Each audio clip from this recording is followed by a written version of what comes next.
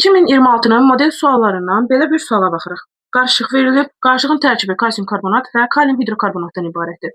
Qarışığın ümumi kütləsi 90 qramdır. Parçalanma məhsullarının mol miqdarı karbon qazı və su verilibdir. Karbon qazı üçün deyir ki 4 mmol-dur, su üçün deyir ki n mol-dur və reaksiyadan sonra bərk qalğın kütləsini bildirir ki 70,6 qramdır. Qarışıqda kalium hidrokarbonatının 50% parçalanırsa, ilkin qarışıqda neçə qram kalsium karbonat olduğunu hesablayın. Bunu belə həll edin. Başlanğıcda mən bilmirəm ki, kalsium karbonat və kalium hidrokarbonat neçə qramdır. Şərti olaraq onu A və B ilə ifadə edə bilərik. Kalsium karbonatı A qram qəbul edirəm, kalium hidrokarbonatı B qram qəbul edirəm. Və deyir ki, parçalanma reaksiyası. Hər iki maddə üçün parçalanmanı yazaq. Kalsium karbonat parçalanır kalsium oksidə və karbon qazına. Kalium hidrokarbonat parçalanır kalium karbonata və karbon qazı və suya. Əmsallaşdırsaq, açsaq, əmsal ödədir. Başlanğıcda deyir ki, qarışığın ümumi kütləsi 90 qramdır. Onda biz şərti olaraq A plus B-ni 90-a bərabər edə bilərik. A plus B bərabərdir 90 qram. Və deyir ki, parçalanma məhsullarının mol miqdarı 4N karbon qazıdır, N molda su molekuludur. Bunu N qəbul eləsəm, su yalnız bu reaksiyadan alınır. Onda N mol su alınırsa, nə qədər karbon qazı bu reaksiya üçün ayrılır? N mol da burada ayrılır. Və şərtdə deyir ki, ümumi olaraq 4 N mol karbon qazı ayrılır. N molu buradadırsa, bəs 3 N harda olar? Təbii ki, 3 N burada olar.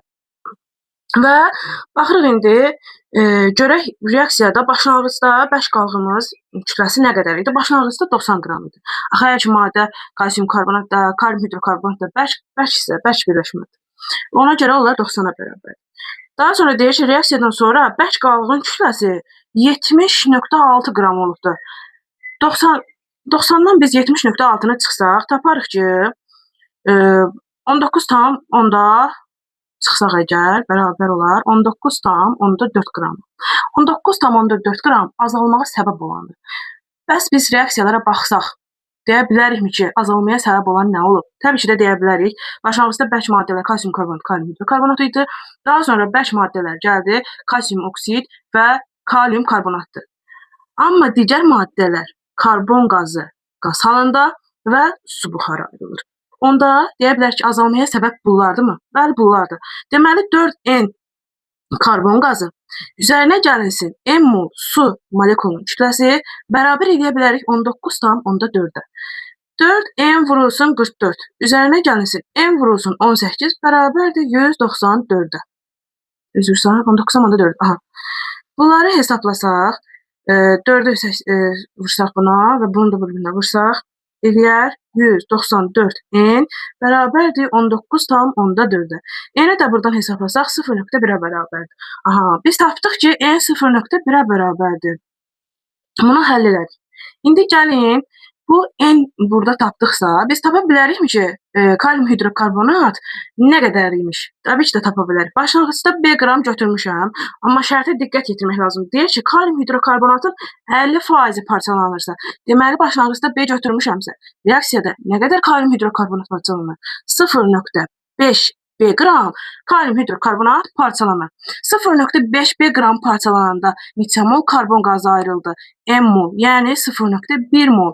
Bəs 1 mol karbon qazına nə qədər kalium hidrokarbonat parçalanar? Təbii ki də 2 vurulsun 100 qram. Kalium hidrokarbonatın əməri 100-dür. 100 qram parçalanır. Buradan biz B-ni hesablayıb tapa bilərik. B bərabər olacaq 40 qrama. Biz B-ni tapdıq. Başlanğıcda da demişdik ki, A plus B bərabərdir 90-a. Burada 40-ı gətirib yerinə qoysaq, yəni B-ni yerinə qoysaq, A-nı tapa bilərik. A bərabərdir 90 çıxılsın 40, o da bərabərdir 50 qrama. Bu qədər sadə cavabımız oldu A variantı.